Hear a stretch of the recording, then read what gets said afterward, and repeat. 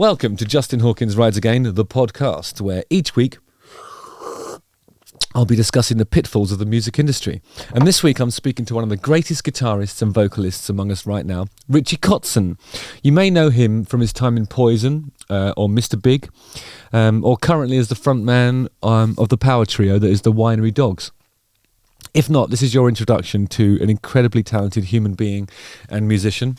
He's a fantastic guitar player, as well as being part of those bands I mentioned before. He's a prolific solo recording artist as well. Mr. Richie Kotzen on the guitar line. What's up?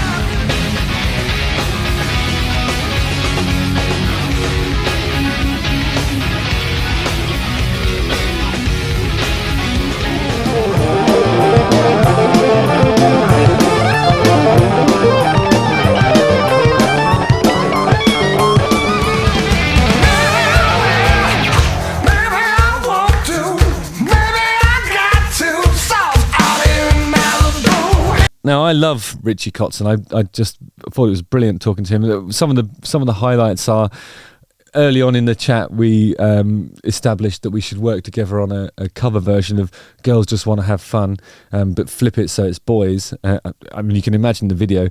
Two guys of our age frolicking, I suppose, on a beach maybe? I don't know. Anyway, the other thing that I was going to say was I just thought he spoke incredibly candidly about his experiences contractually, having been like in record deals, in and out of record deals rather, since he was like 19 years old. And I thought it was really inspiring how he's managed to sort of navigate this fickle industry and find his audience and a way to be a headstrong and authentic artist in the face of, well, a changing rock landscape. So he's been around for a long time and is really, I don't know, he's just incredible. It was really fun to talk to him. You can also listen to this podcast over on Apple Podcasts and Spotify if you can't watch all of this at once. But in the meantime, please to enjoy. Good day to you one and all. It is I, Justin Hawkins, and this is Justin Hawkins Rides Again, the jaws of victory, pitfalls of the music trade, perhaps, but my guest today is the inimitable, mythic figure that is Richie Kotzen, and I'm just going to do the theme tune and then we'll crack on. Justin Hawkins rides again. Can you feel the nerves in my fingers? Again. Exquisite. Yeah, thank you. That's the first time anybody's applauded that. I love it. Yeah. It's awesome. Thank you. How are you doing?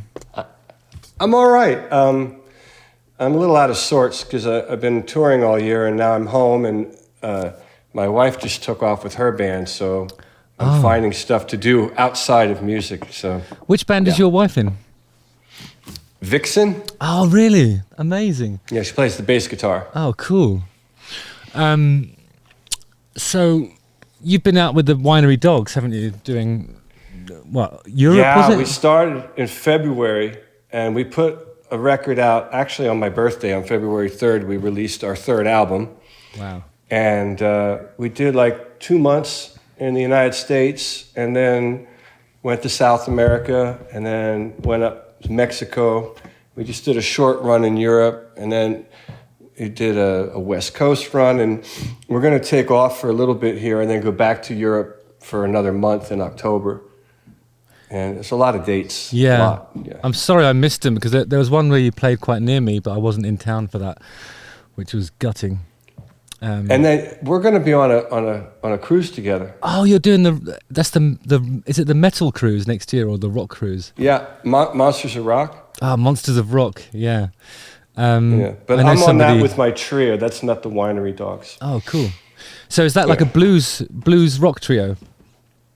No, we're not really blues. It's similar to the Winery Dogs style, but we get a little more into like the funk R&B side of things. Cool.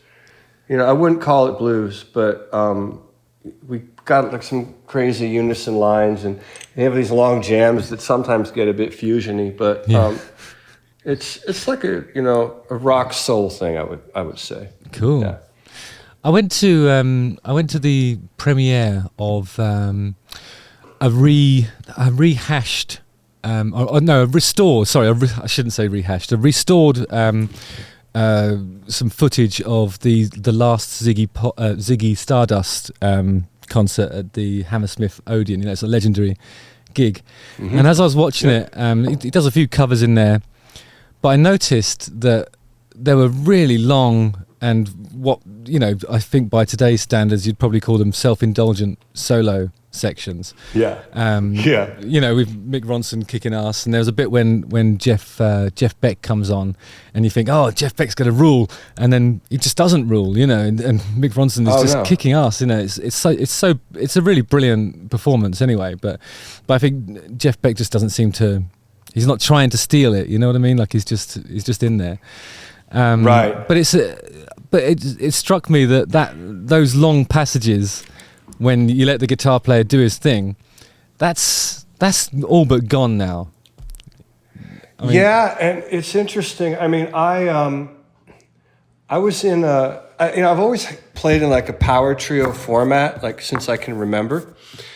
For a short period of time, I had a guy that played Hammond organ in my band, which was a lot of fun, and he and I used to kind of go at it. But I always loved the freedom of improv, and so with my trio, we get into some cool stuff, and it's not necessarily always about me and the guitar. You know, like the bass player's really great. You know, he kind of comes from a jazz background. Yeah. And so he's able to really go off into some other things. And I just like that freedom. And it's, you know, I learned, I was in a band with Stanley Clarke for about a year and a half. We had a project called Vertu, and it was Lenny White from Return to Forever and Stanley, and Karen Briggs played violin, and Rachel Z played piano. And we used to really get into some really cool stuff. And the thing was, it was always support the soloist and listen. Yeah. So as long as I could hear what Stanley was doing, or, you know, if Karen was soloing, as long as I could hear, you know, it's about listening and making, you know, responding. It's like a conversation, not so much about like the self-indulgent, because I think a lot of times too, like in the hard rock jams, it can get ridiculous really quickly, you know. There's only, you know, especially if you're playing, you know, the same 5 notes up and down the neck. Right.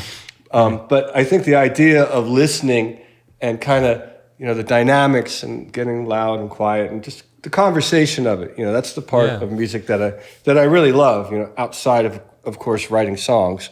You know, that's why we do it, because we like to, you know, write and that sort of thing. But yeah, because I think like when I've been reacting to the Winery Dogs stuff, those are quite concise arrangements, you know. When the solo happens, it's really part of the arrangement, isn't it? And it's like it has its place and kicks the ass for that period of time, and then it's back to what would be the next section. And I don't know, I think there is something really exhilarating about seeing some people who understand the freer sort of jazzy stuff, but it's a totally different philosophy to, you know, creating a hit single. You know, it's the opposite of that. Oh, of course, yeah. And you know, and it's interesting. I've kind of been on. Well,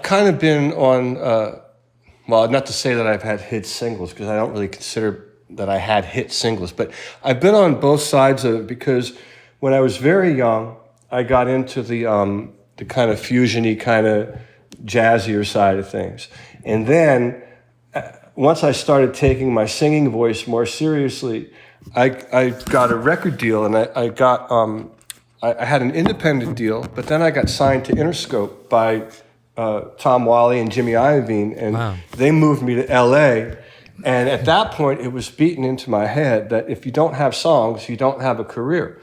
So I stopped all the other madness of the, you know, listening to, you know, Return to Forever or whoever it was I was listening to. And I started obsessing over, you know, singing and songwriting, and they had me working with all kinds of people. I wrote songs with Robert Hazard, who wrote Girls Just Want to Have Fun. Really? Remember that song? Yeah. And it's originally, apparently, according to him, it was called Boys Just Want to Have Fun. And he changed it when Cindy did it. And did he have like a boy? Did Boys Just Want to Have Fun have all that stuff about addressing his father? I don't know. I never heard it, but I just know that we had a conversation. He said, "Oh, when I originally wrote that, it was, boys just want to have fun." Yeah. Which I thought was really kind of cool to have that information. That's that is cool. I'm just wondering how the verses would go. Come up. Yeah. Maybe he changed it so it's Mama said when you're gonna live your life right. Oh, Mama dear, we're not the fortunate. Well, but then we are the fortunate ones as boys, I suppose, at that point. Right. We could totally we should record a version of that. Yeah, I'd love to. Yeah, that sounds put that great. out there. Yeah. That's it. Yeah. Brilliant. That would be funny. But that period of my life, I was 20 or 21 years old, and I was doing all this writing. It was all about songs and writing songs. And so I kind of I'm a weird animal because in one sense I have that kind of fusiony, crazy background. But then on the other hand, if it weren't for writing original music, I probably wouldn't be doing any of this, Yeah. So When I described you as a mythic figure at the beginning of this, that's how I've always seen you, because did you not have you had a Cornford signature amplifier, didn't you? yeah. What was it? The RK Mark II? Yeah, anything with my initials on it, right? Right. I do the same thing. It was an RK100. It was a 100-watt. It was like a 100-watt head. I have 3 of them still in the garage, but it was like a high gain. You have one? Yeah, I've got one. Yeah. Do you really? I got one in white. Okay, I got an RK100 in white, and with Whoa! I never knew they made it. Yeah, and they did. Well, they didn't. They did one for me. They wouldn't call it the JH100 because that's just not fair on you, But Right. it was. They did a white stack, and I used to call it the Ivory Tower. It's a brilliant amp, it really is. That's cool. Yeah. That's really cool that you have that. And but that's what I mean, because that's the first time I really became aware of you. Was that? I was like, okay, so who's this guy then? That's got this amazing signature amplifier, And that had to have been like 2002, I think. Well, I actually got somewhere. mine. Well, my one was it was about 2008, I think, when I first became aware of Cornford stuff. So, Yeah, maybe it was that late. I get my time messed up. Well, they might have just had a load in the workshop. I don't know, But Yeah. It was a really popular amp, and I knew a few people that used it, Yeah, we had one of the magazines put it on the cover. I think it was like Amp of the Year in the UK at one point. Yeah. So, and I still work with Martin, who makes the amps. He works for Victory now. Yeah, that's right. And we did a few things together. Mm-hmm. Yeah, we've got a few different things out there.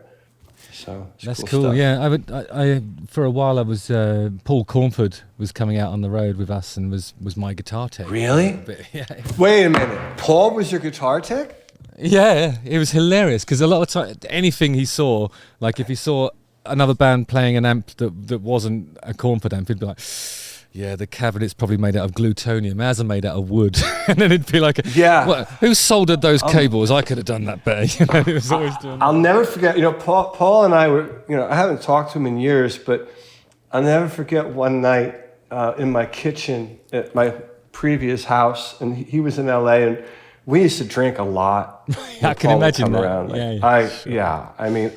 One time, I'm switching stories, but one time, Paul was at my house, and Guthrie Govan, who I'm sure you know, was at my house, and my mom was there staying with me, and I had like this little basketball court out back, and it was dark, and I had one floodlight, and I decided let me show you what I can do. I don't know how I did it, but I went to dribble and do a crossover, and I tripped myself up, and I landed on my shoulder because my arms got hung up, and I was hammered, and I skidded across my face, and I still have a scar, and there was blood everywhere, and I was like, oh fuck! So I go in the house, and my mom was still awake, and I'm like, look what happened, and she said, all right, all you guys got to go. Everybody's got to leave now. Get the fuck out of here. And so the next day, and there's a video of this. This is great. You'll have to check this out. There's a video of this somewhere on my YouTube channel. Mm-hmm. And I had these horrible teeth that I would put in. So I put the fake teeth in. My face is cut up. It looks like makeup, but it's real. I'm all fucked up. And the guy came to my house to give me a tattoo. And he's doing the tattoo, and I got the teeth in, and my friend Ari's filming me, and I'm talking, and like my mother's in the back, like defrosting meat or some shit, because she was staying at my house in LA, and I'm talking real crazy with these fucking teeth. But the part, you know, I live here, Mom. No, I don't mean that. I just mean, I know you will. What are you asking me? I'll put that meat away. I won't defrost it all the way. I just make it tomorrow. I gotta tell you, the more I go on, the more living I do, the harder it gets. But the night before, Guthrie, Paul, and a couple other guys were at the house. It must have been like around a NAMM show or something like that they would all be in LA. And we just got to the drink, and it was mayhem. But when you said Paul, like I hadn't heard his name in so long. Yeah. I have so many fun times with him because I was coming to England a lot back then when we were building that amp and going through everything. Yeah, because I mean, my thing about Paul is like every time I have a Starbucks, I just think about him because he would have like a huge Starbucks with probably about 5 or 6 shots in it, and then he'd drink it, and then he'd just look at me and go, "That's the taste."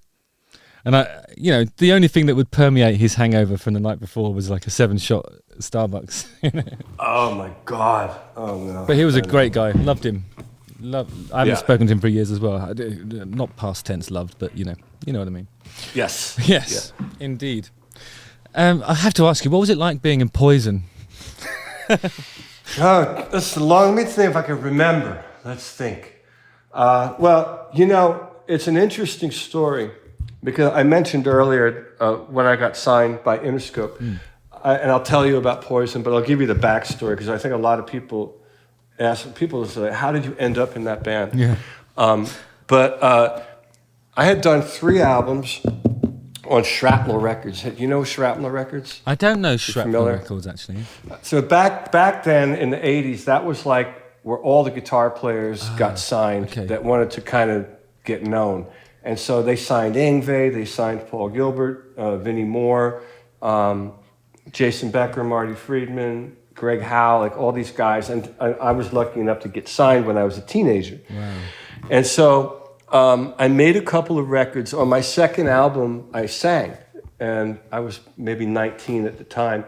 And so my contract got bought by Interscope. I was one of the first people. Was that because was that because you went from being like an instrumental artist to somebody that did songs? I immediately realized I don't want to make instrumental music. I want to sing, and so because I was already in the band that did some singing. Yeah. So I made a vocal record, and then Jimmy and Tom heard it, and they signed me to Interscope, and I was one of the first people, the only person that had Mark Wahlberg had an album, and he was their first hit, and I was on the label, and they had me in LA for like a year or a year and a half, and a lot of time was going by, and I was getting very frustrated because I wanted to make my album, and I had Danny Korchmar had done Don Henley's album, and it was all set. Danny and I were picking songs that I had written. We were going to write some more, and it was going to be this kind of like soulful, like imagine Daryl Hall with an electric guitar, but a little heavier. Yeah. That's where my head was at. That's really who I was in my mind, at least. And was your aesthetic like that as well? Like, was it kind of like shoulder pads and like the? No, I had long straight hair, kind of like Jesus. Really long straight hair, and a little goatee like I have now. Yeah. And I kind of dressed like a 70s kind of hippie, late 60s. But doing Daryl Hall type soulful stuff. Like soulful kind of singing with guitar solos, And so and Danny got it. He was, let's go, let's do it. And they submitted a budget. Everything was approved. And at the last minute, the label did a switch on me, and they're like, "Wait a minute, we didn't sign you to be a balladeer." That's the word they use. We signed you to be a hard rock act. And I, at 21 by this point, flipped out, because I believed in what I was doing. I was like, oh man, this is a disaster. You guys don't know what you're doing with me. I wanted to be dropped from the label. which in retrospect, it's kind of crazy that this kid is telling these guys. Well, not really. I mean, what kind of handcuffs did they have you in? Was it for like a several albums with options deal? Or? No, they just didn't want me to make the record that I wanted to make. And I think it doesn't matter how old you are. You've got every right to fight, to kick back on that, I think. Right. So I was like, all right, well, this is not what I want to do. I want to be left out of my contract. And they let me out of the contract. They were actually cool. They were like, okay, fine. We're going to go. But they said this, and this is going to answer your question about Poison. They said, Bret Michaels has been calling us about you. So apparently, one of the guys at the label had actually signed and worked with Poison at Capitol. And they saw me on a magazine, and he said, you should go out and meet with Bret. So naturally, I'm like, are you out of your mind? I said, I'm just telling you, I'm not making a hard rock album for you as a solo act, and now you want me to go? And they said, just do it. They said, I think that you're confused. You're 20 years old. Go meet him. So I drive out to his house in Calabasas, and we sit down and we start talking, and it was like, oh, we have a lot in common. He's talking about, the Allman Brothers and Leonard Skinner and all these soul acts and this and that. I'm like, and he's from Pennsylvania, where I'm from. And I'm like, wow, well, we have a lot in common. And then he says to me this. He said, we're not looking for a guy just to kind of replace Cece and just do what we've already done. We want someone that writes songs and that can kind of be a part of the band. So at that point, I was like, oh, well, this is kind of interesting now. This changes everything. And then we got together, and I played him 2 songs that I was working on. One was called Stand, which became the first single for the album. And another one was called Fire and Ice, which was kind of a ballad type thing that I was working on. And then we made what I thought was a great record. And so I had a great time in the band. I thought we made an excellent album. It came out. Initially, it was very well received. The first video we did very well on MTV. I think it was number 4 most wanted. And then all of a sudden, in the time that it took to release the second single, everything shifted. And MTV's attitude was, we're not going to play that kind of music anymore. And then by then we got on the road. And then do you put that down? That shift is quite interesting, isn't it? Because I feel like sort of 91, 93. That's kind of where grunge is beginning to sort of chip away at the pageantry of the kind of rock that that you were doing. It's true, and yeah. And then from there we got on the road, and just the vibe changed. The whole morale, everything was very, very different. Because I think MTV used to be like the natural home for Poison and bands like that, and then to be turfed out must have been really disheartening, I suppose. Isn't it? It's strange. I mean, we did make a great album, and we got really good reviews on the album, and it sold well considering at the time that nobody else was really doing much to move the needle. But it's weird to think that a company can kind of dictate. My attitude was, hey, there's room for everybody. Let's, But that wasn't the attitude back then. It was almost like, it's this or that, and whatever. And is that because of what they call gatekeepers, isn't it? And and like a handful of tastemakers telling you what's allowed and what isn't. Of course. Yeah, I've used that terminology many times, the gatekeepers, absolutely. And that's how it was. And it's interesting because for me, I had record deals, I made records with Interscope. Geffen signed me after Poison. And then after a while, it got really difficult for me because, I always said the record companies, they listen with their eyes, not their ears. That's great. And so it got very tricky, and I started making albums, and then I'd do license deals, like I'd get money from Italy or Japan and make these albums. And do you mean that you'd license them in each territory yourself? Separately. Yeah. But then you'd own the master ultimately. Yeah. That's really smart. That's what Muse were doing in the early days. I had no choice really because the labels didn't want to fuck with me after they decided, oh well, you were in Poison, this or that, so it got really tricky. But I think there's the advantage of doing it the way you did it would be that you're always gonna find within each territory a really motivated team of people to do it and they'll understand the locals and they'll get it right. But the disadvantage is you don't have the cachet of the global conglomerate that can actually sort of force you into playlists and on radio stations, and you know what I mean? Yeah, you don't have that machine behind you, so you're kind of capped. And so what happened was eventually I stopped doing those deals. Because every time you do the deal and take the money, even if you're licensing, someone's going to be in your ear about, oh, well, can you do something a little more like this or a little more like that? And that gets really exhausting. And then finally, I made a record in 2006 where I didn't take any money from anybody. And I put it out. And by then, the internet was such that I could put it up on iTunes and everybody could hear it, right? And so that was when I realized, well, I don't need to do any of this shit anymore. I can just make the record I want, put it out on iTunes, and go tour it. And then from there, I just started playing around. I spent a lot of time in Italy. I met an agent there that booked me everywhere. And then over those years, I was in Europe a lot and just kind of making people realize, oh, okay, well, that's what Richie does, as opposed to. It's really interesting that Italy was your key territory back then. I mean, I suppose that's just Italian people love to rock. We've noticed it ourselves. Like there's a huge difference between the way an Italian audience reacts to the darkness to, for example, a German audience. I mean, they're both great in different ways, but there's an intense fiery rock passion in Italy that you don't see it coming sometimes. It's crazy. Absolutely, and it's like you have to go where you wanted to. It's like. That's true. And so I was able to build with the darkness. Where did you guys break out of the UK? I guess, right? Yeah, I think we played in the same venue in Camden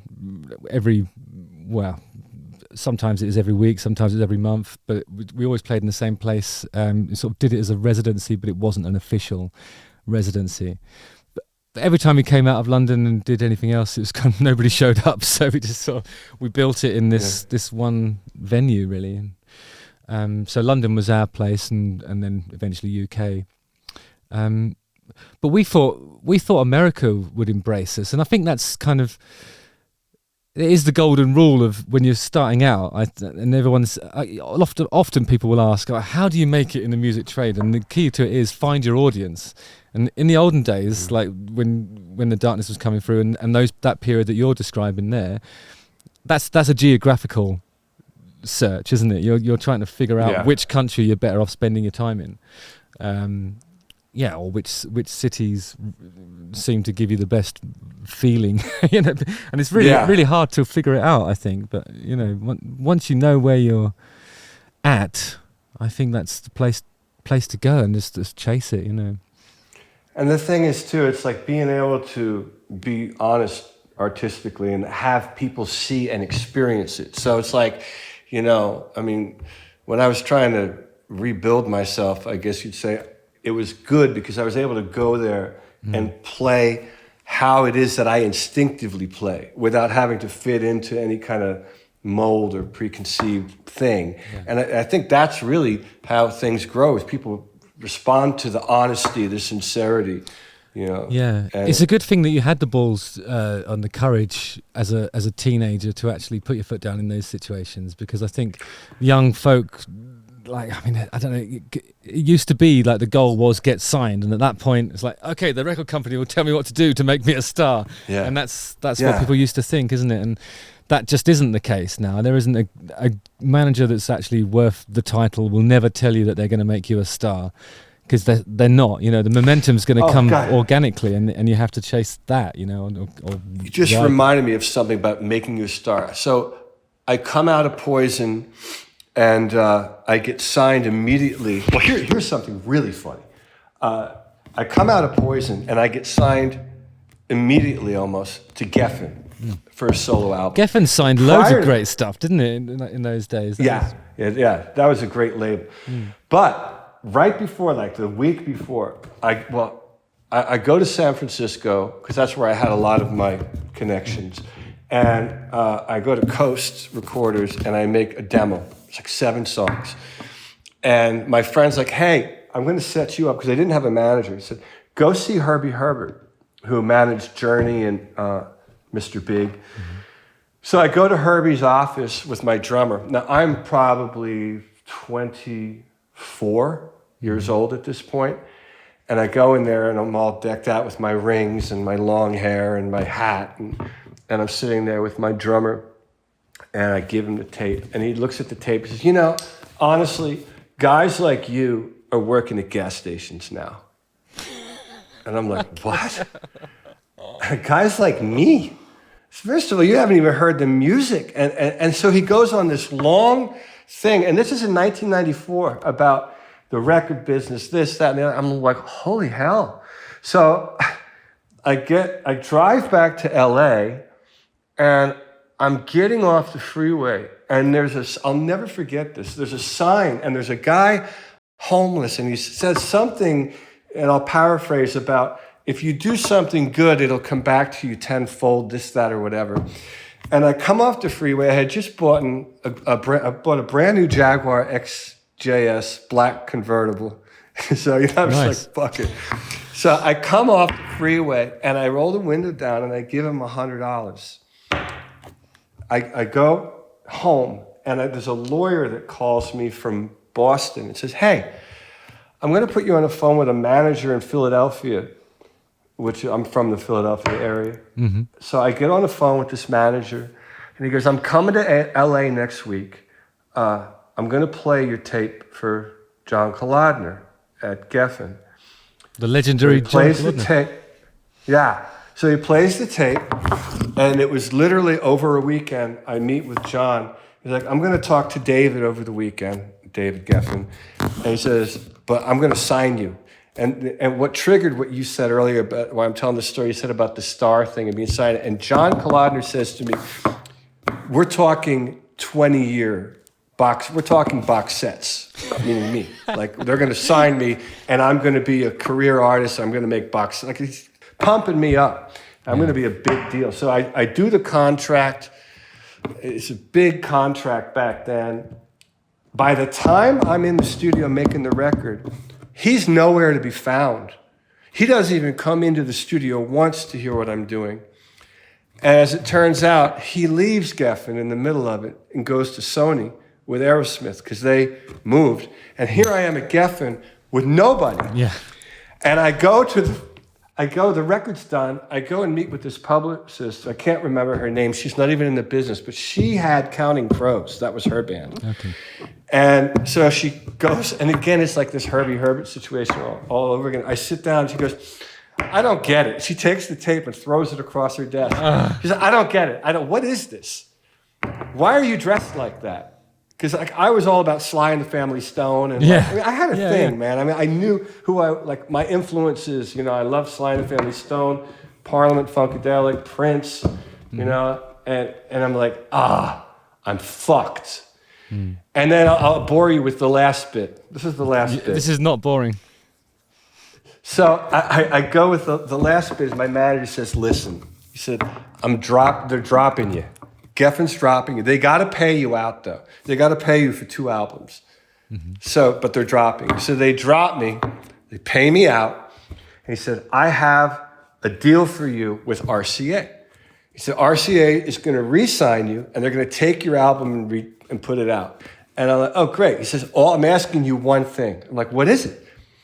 And he says, whatever you do, don't play your new music. I'm like, what do you mean? He said, don't play that new stuff that you just recorded that you played for me. I'm like, why? He goes, because it's very R&B. He said, it's very R&B, and you're going to confuse them. And they want the record you did for Geffen, which is like a power trio rock record with a bit of a soul thing. He said, they want it. So we're meeting it was Peter Robinson, I think, was the A&R guy. So I meet with him at my manager's house, and the meeting's going great. He's like, we're going to do this, we're going to do that. So I had this song that I wrote called Rust, which I thought was a really cool song. So at the end of the meeting, I'm like, well, let me just play you this new song. And my manager's like, And I play the song, I'll never forget it, and he listens to it and he goes like this, he goes, wow. He goes, well, that's a really great song. And I go, oh, thank you. And he goes, but it's not what I expected. I'm like, what do you mean? He goes, well, it's different. It almost sounds like a Motown song. It's really different. Is that what you've been writing? So now I'm like, oh. I'm like, well, I mean, it's just a song, trying to backpedal. That moment blew the whole deal. No. And that was it. So this ties back to what you said earlier about, as a teenager, I was headstrong and I told the Interscope guys, well, no, I'm not making that record, this, that. But at the same time, it's that same thing. It's the confidence, but then it came around years later and kind of bit me in the ass, so to speak. Yeah. But, I don't know. That's what I said. It's like, I don't know how to relate. I don't know. That's not a bite on the arse. If you don't end up locked into a contract with people that aren't going to allow you to express yourself in the artistic way that you'd like to, that's not a bad thing. It's not bad. They weren't the right people. But that's always been me. I've always been that guy who's like, no, that. This is what I want to do. Yeah. I wrote this. That's what I wrote. I'm not trying to do this or the other thing. I wrote that, and I feel comfortable singing that. So I don't know. Whatever. I think it's interesting that, like, so I'm not going to dwell on the Poison thing too much, but I like that sort of the idea that during your time with them, that's when you sort of saw them being abandoned by the MTV, spotlight, and grunge coming up. But then within your wheelhouse, I mean, I would be gobsmacked if you haven't been contacted by the surviving members of Soundgarden at some point. Because you could do that. Really? You could do that standing on your head, if there's anything salacious or whatever that you don't want me to put in, you just have to tell me and Jenny will cut it out. But I'm like, if the estate would allow such an endeavor, it should be you doing it. It really should. Well, what do they say? Never fill a great man's shoes. Isn't that the is it a poison chalice type deal, is it? What's that? Do you think it's a poison chalice type deal? I don't know. I mean, here's the thing for me. I don't put much thought into, what band could I join? I mean, I know. 2 times I did it. I was in 3, forget about the Winery Dogs for now, because that's really something that Mike and Billy and I did together. Mm-hmm. So that's not like me joining someone else's band. We made that.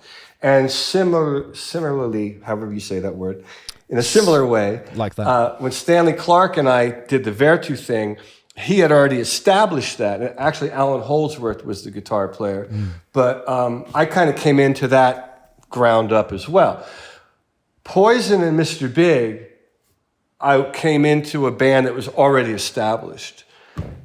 But in those situations, I was a primary writer. So I came in and we were actually writing a new album, and I was kind of, influencing the direction of the band. So I don't really picture myself, I don't sit around and think, okay, well, Richie, what band can you join next? It's almost like, things happen in an organic nature. And in both of those situations, I don't think I could have ever done any band if I wasn't a primary songwriter. Yeah, you know what I mean? Okay, so it's like just to reprise the hits is not interesting for you, I suppose. Right. If someone says, "Hey, come join my band and do what I do, this, do that, and do the other thing," I don't think I would be able to even do justice in that kind of a situation. It'd be like I'd be a fish out of water. But if someone said, "Oh, hey, let's get together and write a couple songs and see what we come up with," that's a whole other animal, And that's somewhere where I could see myself being comfortable. Yeah. Because I think, stepping in and doing a tour with an existing band is, as we were just saying off the record, there isn't the same stigma attached to that now. It's more of a free for all, and I actually think that the American way has been traditionally more collaborative anyway. You get much more people featuring on each other's songs. People are more inclined to do things like co-writes. And in the UK, I'm not sure if you've noticed this yourself, but there was always the people jealously guarding their corner of the music world. and everything was much more closed off, you know, and competitive. You'd have things like feuds, like public feuds with similar artists, Right. you know, it never allowed that kind of the kind of rock that you and I love, you know, that's never been allowed to sort of be the force it could be, because people are always slagging each other off and they're not working together. You know, we've got to stick together. I think that's the point I'm trying to make. You know? Yeah. And I think to that degree, I think, you know, the idea that everybody can do other things without, you know, judgment or, you know, I think it's a good idea, you know. Yeah. I think COVID's to be able changed to it. move I think freely like that. It's changed everything. I mean, there's so much more. I mean, people used to sneer at virtuosity, you know, like guitar players like yourself and to a lesser extent myself, you know, we would be obliged to sort of hide the skills because, you know, that just wasn't what people wanted to. They wanted to see passion and attitude. They wanted to see low-slung guitars being smashed at by people who'd probably never even seen a guitar before. They'd rather see that than, you know, fingers. But at one time, passion, attitude, and skill all lived together, right? Mm-hmm. I mean, Jimi Hendrix, I mean, there's a lot of artists that were passionate, skillful, and had attitude. It seems like somewhere along the line, it went too far in the other direction of it was, you know, plenty of attitude, you know, plenty of passion, but not very much skill involved. And I think maybe now it's kind of come back a little bit more. I feel like skill is, I mean, I don't know, maybe I'm just being a snob, but I think a lot of guitar players who are reinventing the way we look at the guitars and what we expect them to sound like, and finding sort of new percussive and, you know, impressive ways of getting sounds out of it. They've done that during COVID, sitting in their bedroom, and then when they stand up, the guitar's up here somewhere, and you can't have the, you know, you can't have the. It doesn't feel like skill and passion and attitude sit comfortably with each other because of the aesthetic of it. Like, it's like you've got to choose one. I think, and it's still like that. Yeah, it's interesting. I mean, I named Jimi Hendrix. I'm thinking to myself, okay, name 10 more. I don't know. It's difficult. That is difficult. I mean, you'd have to put Angus in there somewhere, surely. Yeah, absolutely. Yeah. You know, there are definitely exceptions to it, but yeah, you'd struggle to find too many of them. So anyway, according to my research here, at some point, and it suggests on my document, it was in 2007, you opted to stop using guitar picks and you've been playing exclusive. So what do you throw out at the end of a gig? What do you do? No, I know, nothing. You know, I actually still use a guitar pick, and on records, you know, I use it. But it's just one less thing for me to carry when I pack for a tour. You know, it's like a certain freedom. It's like, hey, here I am. Give me the instrument. Great, I can get through the gig. You know, what happened was I was in Brazil, and I was on a tour, and I played a show one night, and it was horrendous. No matter what I did, it was horrible. I didn't like anything I was doing. And I thought, well, I'm not going to get any better practicing in the hotel room tonight, so what can I do? And I thought, well, why don't you eliminate the guitar pick and see if you can't get a little more closer to the instrument and focused. And reality is I've always done a bit of fingerstyle. You know, like if I go to a jam night and someone calls me up, and you know, guys always have the guitar pick in their mouth. They go to hand me the pick, I'd say no thanks. So germophobia caused you to become a chicken picker. Right, a little tiny bit, a little bit. So, but anyway, I would. So I thought, well, let me get up and really try this, and it was kind of scary. But immediately, a lot of things in my repertoire I couldn't do. No alternate picking. No what they call sweep picking, where you go up and down. I can't do any of that stuff anyway. Yeah, right. And so I slowed down. I started phrasing more. I started playing more like the way I sing, and everything felt very, very connected. And my manager that was with me at the time, he said, you got to do that again. That's great. You know, that's got to be your thing now. And I'm like, well, I mean, I'm not looking to make it a thing. I just wanted to kind of push my boundaries a little bit to stop me from getting on stage sounding like shit. I mean, in my head at least, I thought I sounded bad. So then it did become a thing, and then I thought, I really did have this thought. I was like, well, now when I go on tour, I don't have to carry guitar picks. That'd be friggin' great. One less thing to take, you know. And so then I just kind of stuck with it. So even though in the studio, you know, I'll grab a pick because you still can't beat that sound for certain things. In general, like especially with the Winery Dogs, I don't use the guitar pick, and it seems to work well. And playing with Billy Sheehan, it actually what happened is that all of a sudden without the pick, I'm like, well, I want to be able to do some of those old things that I used to do, like trills or sweeping. So I sat and I figured out how to do it. I had a buddy of mine who played flamenco, showed me a few things. Jim Queskin is a family friend, so I went up to the house a few times and sat one-on-one and learned some stuff from him. And so it just kind of opened up all these doors. And so I can still play with a guitar pick. I didn't forget how to do alternate picking, but it was a cool way to kind of push myself a little bit, you know. I absolutely love playing with my fingers. It's the best thing. It's the best feeling.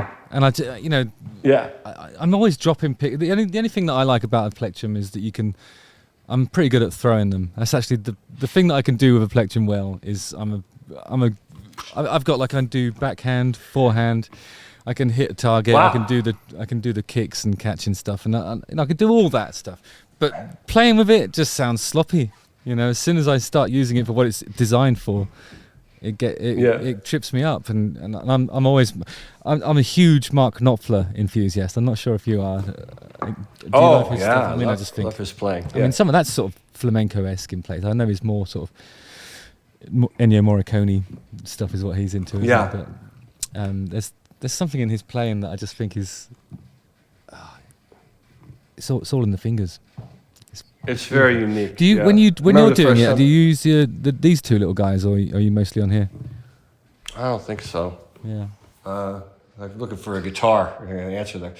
No, I don't use my pinky. I use these three. Yeah. And the thumb. Okay. Yeah. The pinky doesn't do anything. Yeah. But I think. Do you rest it on the guitar?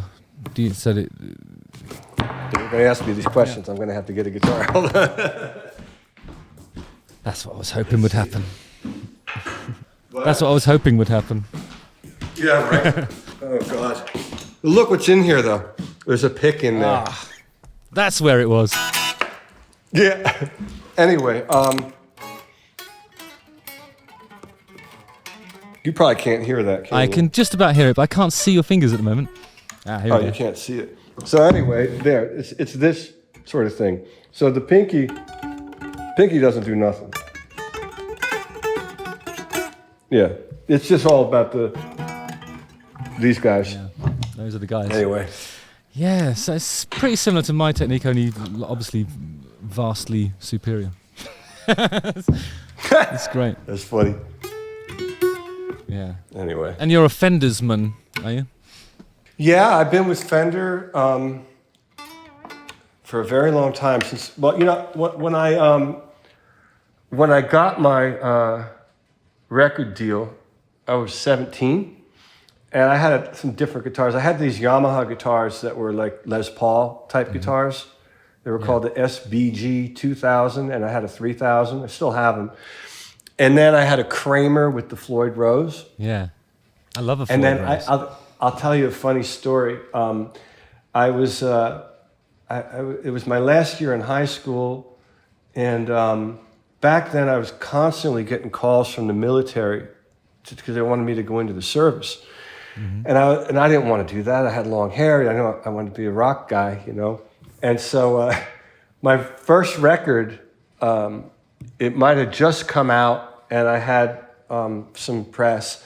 And somebody calls, and I got pissed off, and I slammed the phone down because I thought it was a Army recruiter. Mm-hmm. And my mother said, "Who is that?" And I said, "I don't know, the fucking Army recruiter keeps calling me." And she goes, "Are you sure?" And for whatever reason, she had a way on our phone that she could call the number back. Right. And they answered the phone and they said, "Hoshino." Now she knew that wasn't a recruiter, She said, what do you guys do?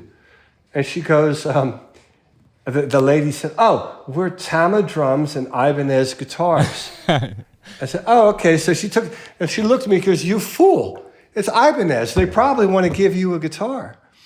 And so then it was Ibanez guitars, and they were calling for me somehow, and they wanted to give me a guitar. And so I got an endorsement with Ibanez.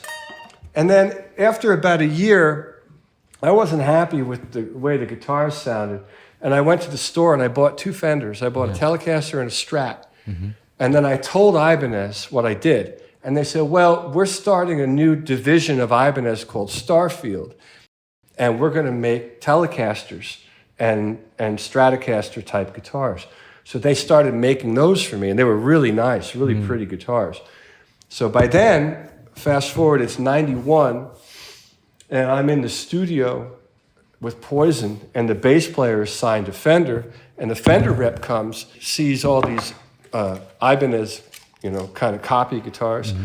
And they said, oh, no. I said, we're going to give you some guitars. So that's how I ended up with Fender. Oh, nice. They gave me a bunch of guitars, yeah. Yeah. There you go. Yeah, it's hard for me to... I mean, in the studio, I'll use anything. Whatever gets the gig done. But I've been mostly Les Pauls for ever, really. But I just bought a Telecaster, and I do love it. I think that seems to be the guitar du choix for any session guy. They always show up with a Telecaster, don't they? Yeah, to me it's like a blank canvas. You can make that guitar do a lot of things. At least mine. I have a signature model Telecaster with Fender, and I can get a lot out of that guitar. It's just very versatile. And I like the fact that I'm a pretty percussive player, whether I have a pick or whether I don't. And so it responds well to that. Like if I play hard, guitar responds a certain way. If I play light, it responds a certain way. And I know, like when I have those locking tremolo guitars, like my old Ibanez's or my Kramer, it's cool for certain things. But I find it less expressive for me in the style that I like to play. So... Yeah, and plus the Telecaster, the nothing sounds like a Tele when, like, if you hit a full chord hard with any sort of saturation, the Telecaster is the one where you're going to get the most harmonic information out of it when you do that. Yeah. Always. Yeah, I agree. Nothing, it's all there, it's such a unique instrument, isn't it? Yeah, I think so. I think it's very cool, special. I don't even own a Les Paul. Can you believe that? What? I think that's ridiculous that I don't own a Les Paul. I'm going to have to get one. You need to remedy that. Yeah. Yeah. So, you've done amps. You were on Laney's for a bit. When I started, the very first endorsement I had was Laney, and they made me a couple of custom things. I don't have them anymore. That was so long ago. And then I started playing Marshall for a very long time. I play the 1959 SLP, which is the 100-watt, 4-input plexiglass. I have several of those. And that's pretty much like my go-to. Like, that amp never sounds wrong to me. And then I went through phases where I played Fender amps for a while. When the Winery Dogs first started, I was playing Fender Vibra Kings. And I had a really cool rig. When I recorded that record, I had a Vibra King linked with a Bassman, which had a really cool sound because I think the Bassman had a tube rectifier and the Vibra King had a solid state rectifier, and together they had a nice tone. But then I did the signature model with Cornford, which is basically like the Marshall that I just mentioned, with a high gain circuit inside. Yeah. And then now, of course, I've got Victory. We did a really cool 50-watt high gain amp that is super simple. It's just got a tone knob. Are you in there with the soldering iron figuring stuff out, or is it more just your ears? I was going to show you the amp I built, but it's downstairs.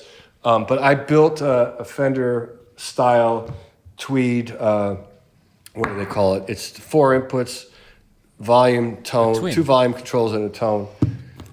I forget the name of the thing, but I built it. Yeah. Yeah, Amazing. it's cool. Wow, that's a good set of skills. I just read the schematic. I mean, I didn't create it. I just got the parts and Okay. yeah. Luckily, I didn't electrocute myself. Yeah, thank God for that. What is it? What do you think it is? I mean, obviously, you're out on the road and you've got. What kind of bands support Winery Dogs when you're out there? Are you looking for sort of fusiony stuff, or is it?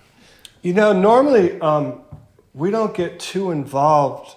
A lot of times it's locals that make those decisions. However, we took Jared James Nichols to Europe, and Orianthi did some LA shows, and they were great. Really nice match. But you know, other than that, we don't. I mean, I don't really. Mike does more than me. Mike Portnoy, our drummer, gets more involved with that. Is he a guy than that's I got his do. finger on the pulse and is looking for new talent all the time? Yeah, he's very tuned in to that sort of thing, and he's really good with the visuals and like, you know, it's funny. We all do different things in the band. I mean, I'm, you know, obviously singing, so I'm writing the melodies and the lyrics for the most part, and you know, we all contribute to the music together.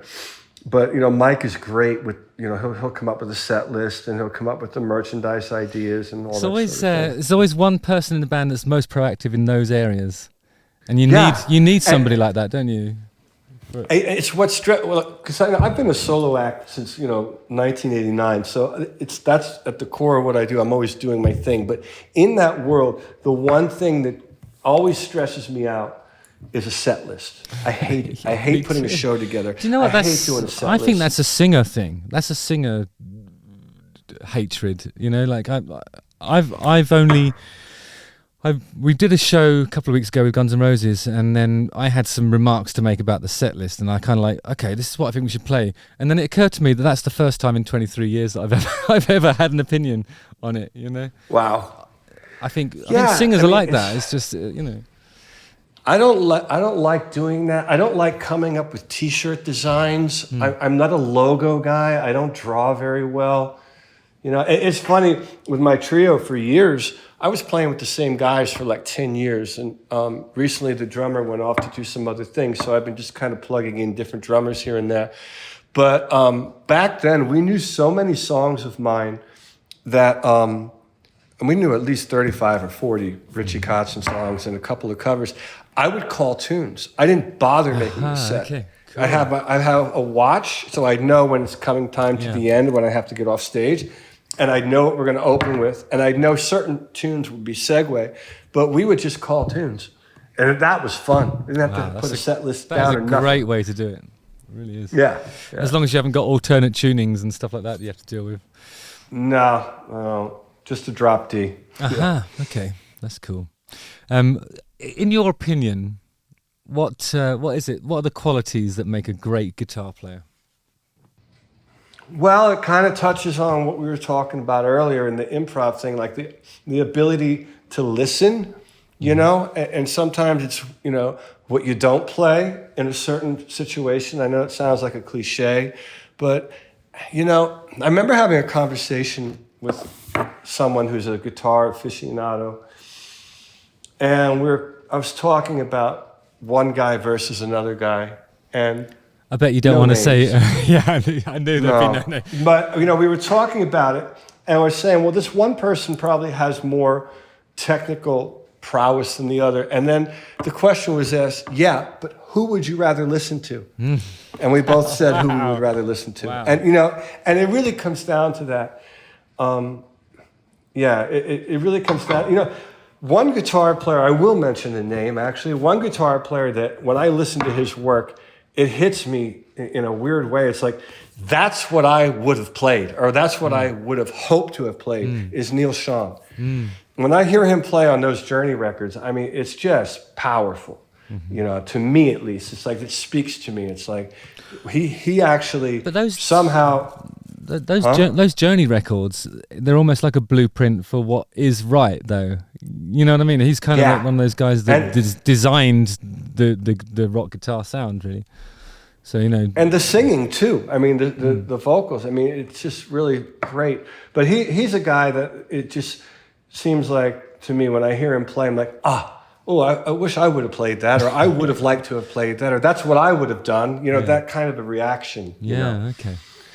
Yeah. Well, that's really cool. I mean, because it's interesting that you said no names, and I think that's we all know why there's no names. It's because it just turns into a mess. Yeah, and there's also like I mean, it's not just because the culture at the moment is everyone being nice to each other all the time, and there's a slight sort of there might be a slight lack of authenticity in doing that. Right. But as soon as you like say anything like negative about a guitarist, I mean, this has happened to me quite recently. You get piled on, and people are like, they've sold more records than you. You're just jealous, you know. Oh yeah. Do you know what I mean? Like, all that. It's madness. It's very difficult to express an opinion, even in a world when everyone's entitled to an opinion. You know. Yeah, it is, and you know, people feel like everything is an attack, and it really is just your opinion. It's really comes down to like, I like what my friend said, you know, it's like, well, who would you rather listen to? Yeah. I think that isn't an insult or this or that. It's like, well, what do you connect with? You know, I mean, somebody might technically play brilliantly, but they don't create anything that ignites your, you know, passion for music. So what does that mean? It means that I don't know. Yeah, because if a guitar player leaves you cold, you know, that's all there is to it. You know, then it doesn't matter how many times you listen to it; it's never going to move you. You know? Yeah. Try as you might. And there's also a thing like, I don't know, do you ever find that there's a musician that everyone says, oh yeah, you've got to check this person out? Do you ever have that sort of reluctance where you go, yeah, I'll listen to it tomorrow? You know, Well, I do, and you know, I'll tell you why. Because I think sometimes people say that. How do I say this without sounding like they come to you with a certain kind of enthusiasm, and the enthusiasm sometimes for me, because oftentimes I find myself, you know, underwhelmed. The enthusiasm comes from a place of they want to educate you on something that you might not have ever heard before, which is fine, but it comes sometimes at a different angle as opposed to like, oh man, check this out, I think you'd really like it. Okay. Then there's, you got to hear so-and-so. I mean, he's going to, this guy, I mean, really, I mean, you're going to just rethink everything you've ever, you know, he's the best ever. You know, I'm about to change your life. That kind of thing. Yeah, it depends on how it's presented, honestly, you know. But, I mean, there's great stuff out there. I mean, there's, you know, I love what John Mayer does. I mean, that record Continuum, that's a fucking masterpiece, you know. I don't know that record. My wife, is it going to change my life if I listen to it? No, no. But it's a great record, you know. Yeah. I mean, you know, I think that's the name of it. I hope I'm talking the right thing here. I'm going to write it down. That's the other reson I hate mentioning other artists, because I sometimes in my head I get shit crossed up and I don't want to sound like a fool. So that's John Mayer's. You said it was Continuum, right? That's your recommendation for the day. Do I have to look? Let me see. Wait, let me just make sure I don't send you down the wrong road here. Do you ever listen to? There's an English artist called Terry Reid. Are you familiar with his work? Yeah. I'm not familiar with his work as much as I am his name. Oh, okay. There's one record that I absolutely love at the moment, and it's called Seed of Memory, and it was produced by Graham Nash. So it has all these brilliant sort of vocal harmonies, and he's got this voice that sort of shreds, and he controls it, and it has a really fast vibrato, and it reminds me of like the best bits of singing that Paolo Nutini does, you know. Wow. But it's from the mid-70s, and so I kind of always listen to that and I think, I wonder if Paolo Nutini would sing like that if Terry Reid hadn't sung like that. I like going back and wondering where the influence comes from. And who are you saying? Who's the other singer? Paolo Nutini is a new singer with a brilliant voice. I've talked about him a couple of times on my show because he's kind of like he's a good-looking Scottish guy. Did an indie record about 20 years ago, and then developed into a soul guy. Spends about 8 years in between making records. Doesn't seem to care, and then goes out and does arena level touring and has an amazing voice. You know, he's really great. Oh, I want to check that out. Yeah, cool. Some of his stuff is sensational. You know, he's really good. I'll never remember. Let me write it down. Yeah. What's his name? Paolo Nutini. I think it's Paolo Nutini, like nut with an ini on the end. INI. Nice. I'll check it out. Who do you think's like? Is there a young guitarist in the world that you think is amazing right now? Or? Yes. My friend, who I remember, he used to come to my house when I think he was 19 or 20, and I had no idea how gifted this kid was. My other buddy would bring him over. Matteo Sasato. Oh, I think I've heard of this guy. And he's Brazilian.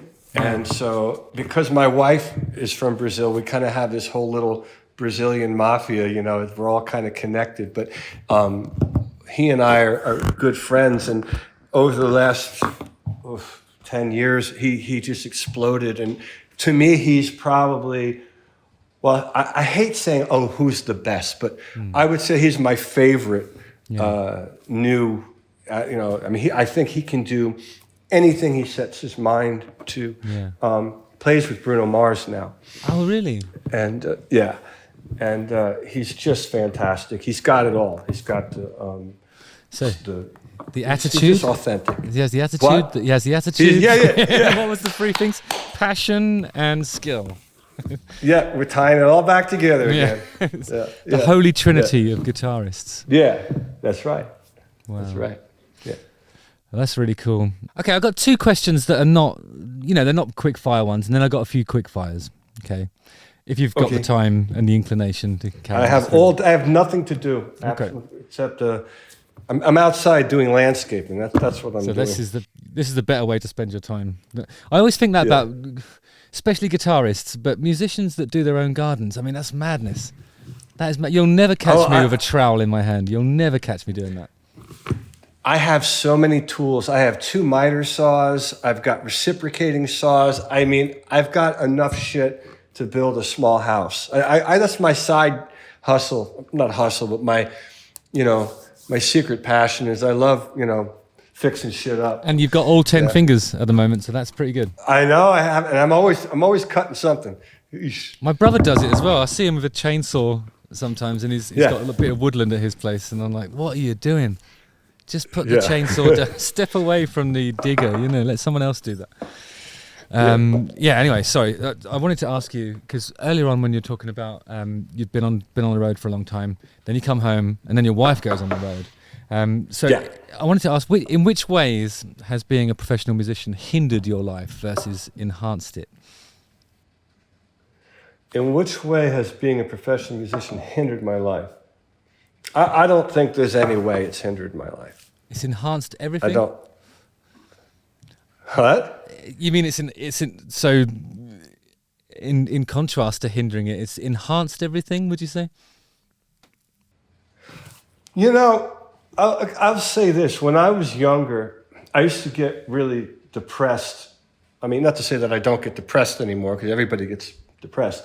But I used to get really depressed sometimes because things weren't going a certain way. And I used to fantasize about whatever it was in my head that made me creative, that drove me to create, just to fucking remove that. And then I could just, be happy to work at the post office or drive a mail truck like my grandfather. Yeah. You know what I mean? Yeah. And so, but then obviously that was something that I would think about in moments of severe frustration because things weren't going the way I expected them to. But everything that, the freedom that I have in my life, which to me the most important thing, the most important thing to me is personal freedom. I think that's what I value the most. And the freedom that I have in my life is a direct result of the efforts that I put in to developing my art as a musician. And to me, it's another thing that's very important. It's not really necessarily music.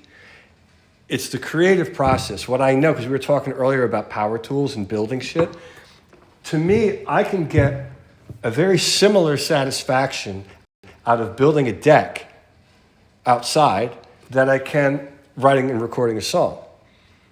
So I've learned that about myself. It really is the creative process that I love so much. And for that, it's not even playing a show. Like, if someone said, you can pick either making new music or playing concerts, pick only one.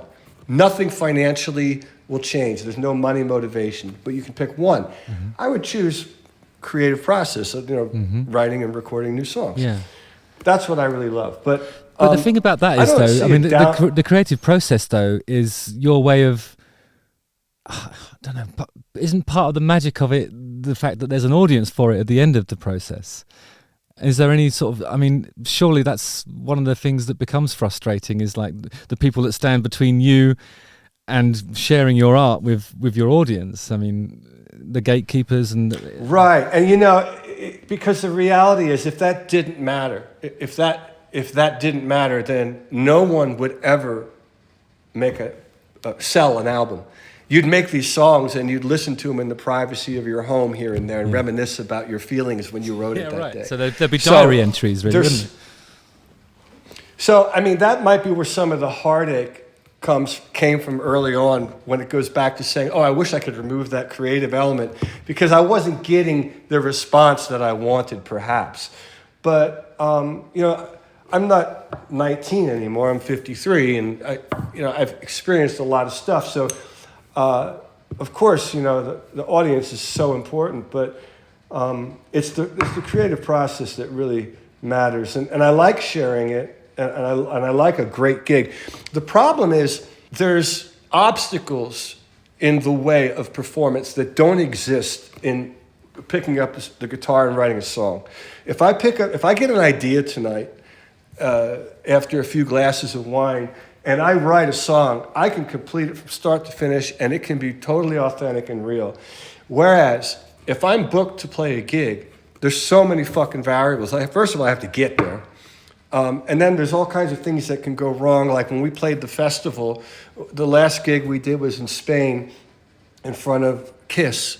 And there's, 20, 30,000 people. And we're playing, all of a sudden the guitar stops working. And I'm like, okay, what's going on? And I look, and there's no electricity on my pedal board. So, I mean, there's all this other shit that goes on. Yeah. I mean, I don't know, but what was the original question? You asked me a very specific question. I think the specific question was, much earlier, was how has being a professional musician hindered your life? I was expecting you to sort of talk about like the strain on relationships and like going from being Richie Kotzen, the stage entity, to Richie Kotzen, the man who does the power tools stuff. I think it's all the same guy. Yeah.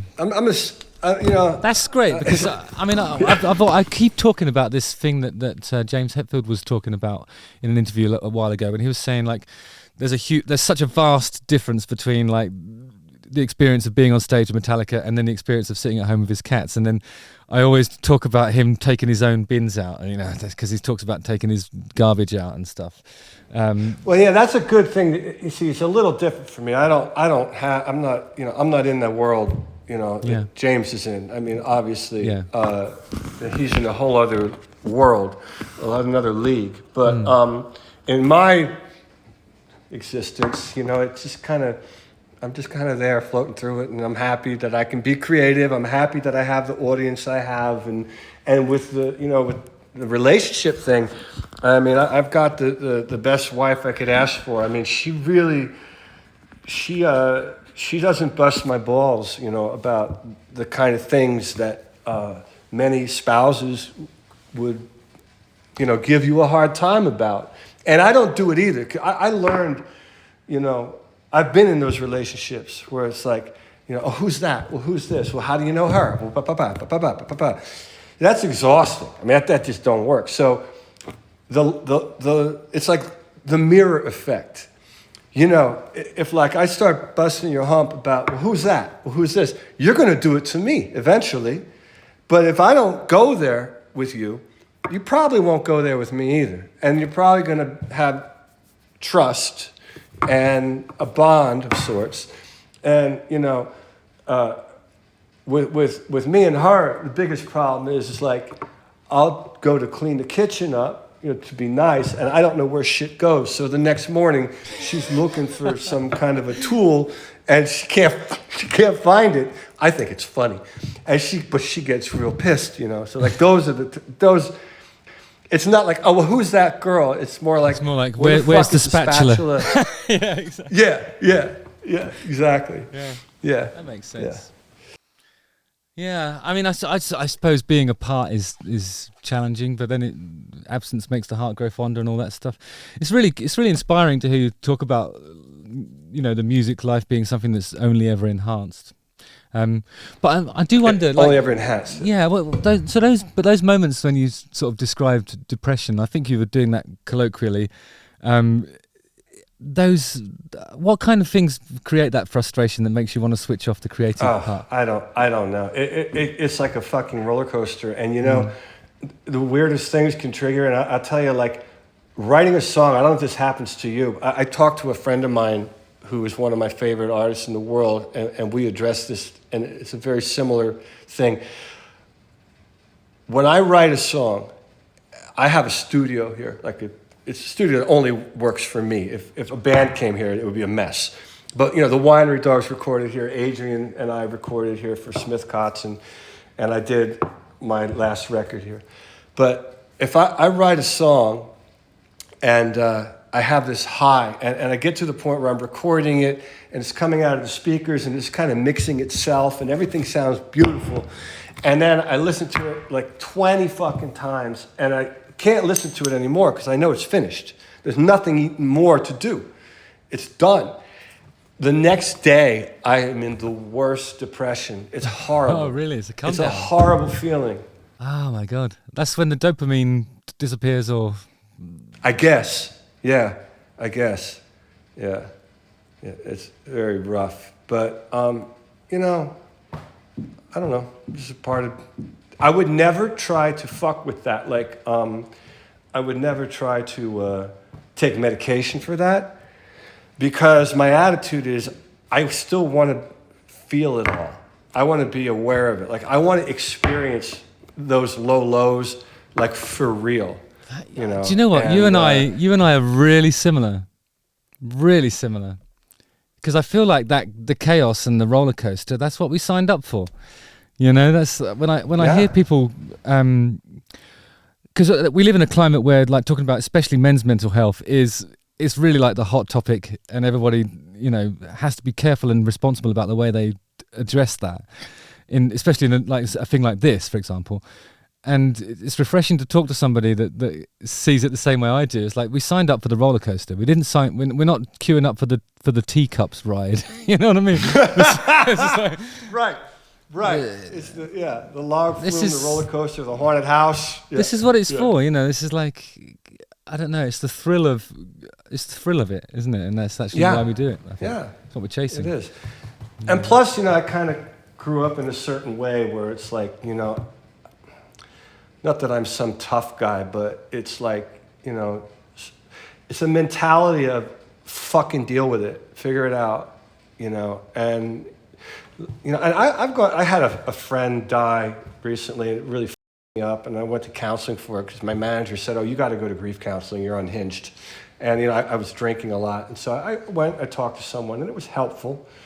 I think it's important to be able to talk about things, but at a certain point, there's this element, and it's more common with younger people today that I see, that there's an excuse and a complaint for everything, and everything is offensive. And I can't function in that kind of environment, because I feel like I have this tattoo I got on my arm 15 years ago. It says, "The thorns that I have reaped are of the seeds I've sown." And it basically means I'm responsible for my own shit. I really, I want to own my own decisions, and if I make a mistake, I'll pay the cost, but I don't like blaming other people. It's like, oh, this happened to me because of that person did it. No, I probably put myself in a position to cause this to happen. Now I just got to figure a way out of it. You know what I'm saying? Does that mentality make sense at all? Yeah, I think it does. Yeah, I mean, it's not. For me, it's like when you have something that requires processing, and you feel something and something, or there's an event that makes you feel something, and yeah, there are things that trigger you, but they're your emotions, and you have to sit with them, you have to process them and let them go through you, isn't it? And like you go through stuff. That's actually how we. And you get a good song out of it, hopefully. That's exactly my point. Exactly. Because it's like, when did we stop being poets, and when did we stop being like songwriters, and when did we start just trying to avoid anything that hurts? When did that happen? We're supposed to write. We're supposed to write about it. That's like all the darkness in everything that we experience. That's song material. I think some people have lost sight of that, really, and it's kind of. I mean, but it's so difficult to sort of talk about that in a way that's responsible, because not everybody's equipped to do that. Of course. It's a hard. Yeah, it's really tough. Anything that I ever say in an interview when I'm talking, I'm only talking about my perspective. I mean, I'm talking about how I see something and how I deal with it. I can't speak to how someone else. That's why I'm not. A preacher. I'm not standing on a platform giving advice to people. I wouldn't be comfortable with that. Anything that I'm saying is how I process stuff for myself. It's not. Doesn't mean it's right for anybody. Yeah. Brilliant answer. I mean, it's really long and brilliant answer. Anyway, so the next sort of longish thing, or it might not be, I don't know. When you listen to a song, is there anything that when you hear a trope, or is there like a pet peeve, things that piss you off when you hear a song? I mean, as a songwriter. Yeah. What annoys you? What? Yeah. What annoys you? Things that I perceive as bad lyric writing. But again, it's like what I just said a second ago. It's how I perceive it. Like, so what some people might think is a bad lyric, I might think is brilliant. But there was a song, I was outside and I was working on the patio. I was laying stone the other day, and I listened to Eagles radio, okay? And so, it's playing stuff that I like to listen to. It's playing Hotel California, it's playing this, it's playing that. Some Neil Young comes on. And then all of a sudden, some song came on that I couldn't identify who it was. I never heard it. The lyric, it was so ridiculous. And it went on and on and on. Now, everything about this recording was properly done. It was recorded well. Everything was in tune. It was orchestrated well. But the lyrics, I mean, it was just insanely ridiculous. Well, what kind of stuff was it? You ever hear, like, sometimes in some country music, some of the lyrics are so literal that it's like, okay, could you be a little creative?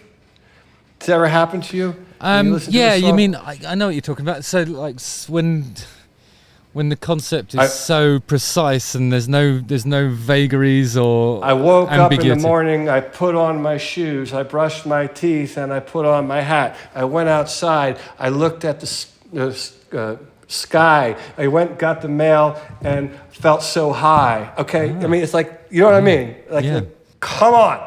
And this fucking song was doing that kind of shit. Was it modern country? Was it? It wasn't a country song. It was like some kind of folky kind of thing. Right. But you asked, like, if there's a pet peeve, and like lyric, like the lyric so it sounds like it's a lyric that doesn't allow any sort of interpretation, or is just so it can only be one thing, and it's just a description of a thing that you don't. Yeah. It's impossible to relate to something. I can tolerate I don't mind an out-of-tune guitar here and there.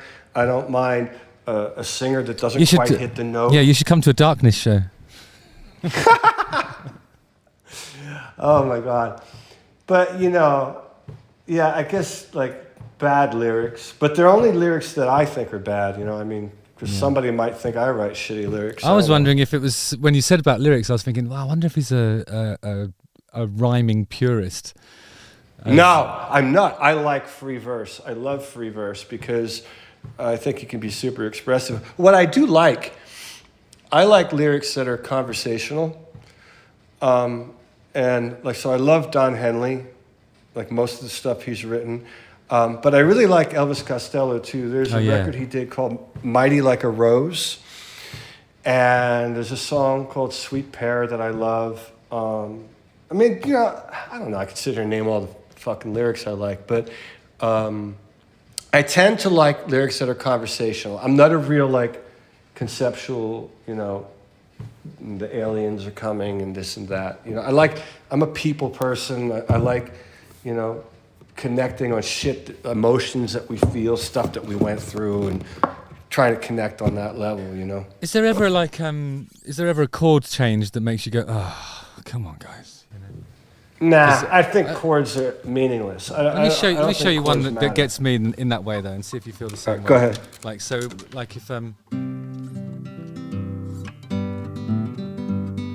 all fine, right? And then this one, when they go from the major to minor, every time I hear that, a little bit of vomit comes up, and I'm sort of like, I'm gonna write a song like that, and then I'm gonna say it to you. Okay, brilliant. And then if I eat something that doesn't agree with me, I'll just listen to it, and you know. I'm gonna write a song that does that, and I'm gonna insist that we do a duet together. Okay, fine. Yeah, because I need to address that, because you're right, chords don't matter. I shouldn't be. You're right. I don't know. I mean, here's the thing. You sing Happy Birthday. Are you thinking of the chords, or are you thinking about the melody and the words? There's one chord named Happy Birthday that I adore. Right, check this out. So, Happy birthday to you. Happy birthday to you. Happy birthday, dear Richie. I mean, that's the chord. Right. You know what I mean? That's just... Love that. That's cool. I mean, there's some good stuff in Happy Birthday. That's a banger. Yeah, it is. It is. Timeless. All right, sorry about that. Okay, so you ready for the quick fires, and then I'll let you go, because you've been absolutely brilliant. All right, let's have it.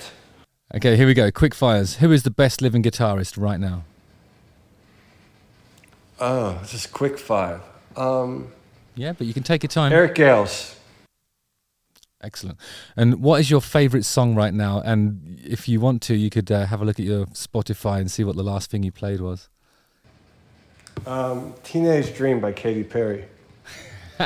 Amazing. What is the best guitar solo of all time? Oh, Hotel California. Yeah, that's the correct answer. Brilliant. Favourite new artist right now?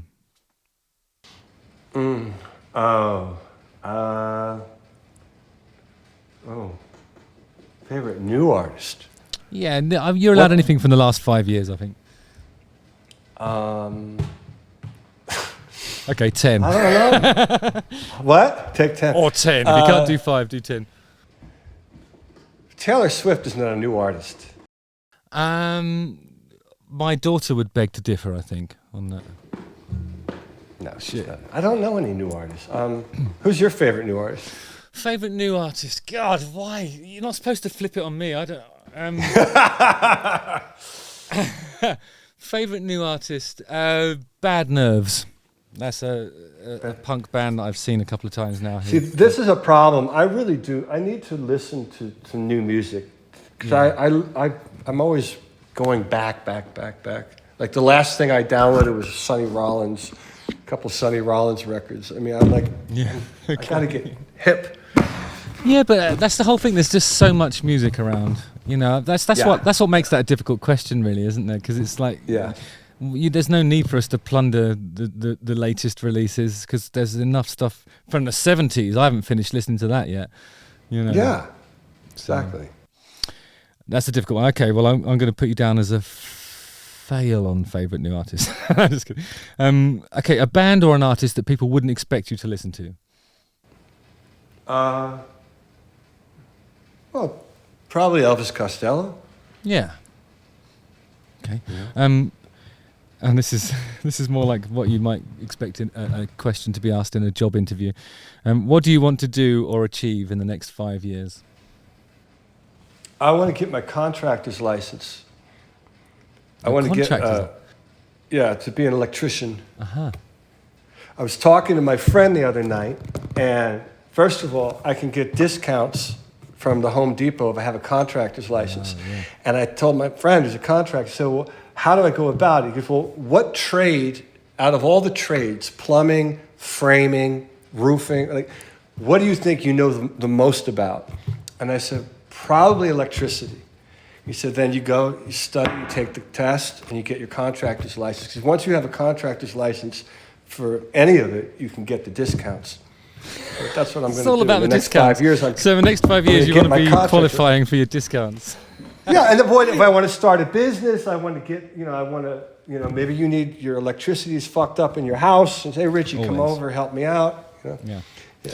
I'll put you on a flight to Switzerland, and you can get the discounts. I'll need the Although discount. you guys run 220 over there for Yeah. everything, so that might be a different. I might not be able to work there. Well, you could do it as a sort of busman's holiday, just to sort of broaden your knowledge of international electrical nuances. You know, it's a Exactly. totally different system here, but you'll love it. You really will. Awesome. All right. Well, I'm going to sing the theme tune and say thanks because you've been absolutely brilliant. So gracious with your time and full of insights and really interesting stuff. I loved it. Thanks, mate. Thank you. Thanks for having me. I really appreciate it. It was great. We'll do it again sometime, I think. Justin Hawkins rides again. Will you sing the last bit? Again. Beautiful. Nice one. Thank you all for watching. Let me know what you thought of our conversation in the comments. Did anything that Richie talked about resonate with you? Next week, we'll be back with another episode all about the business side of the music trade, focusing primarily on publishing and how songwriters get paid, featuring my producer, Jenny May Finn, once again. So until then, adieu, and I'll see you on Monday. Cheers. Oh, hot coffee. Nice.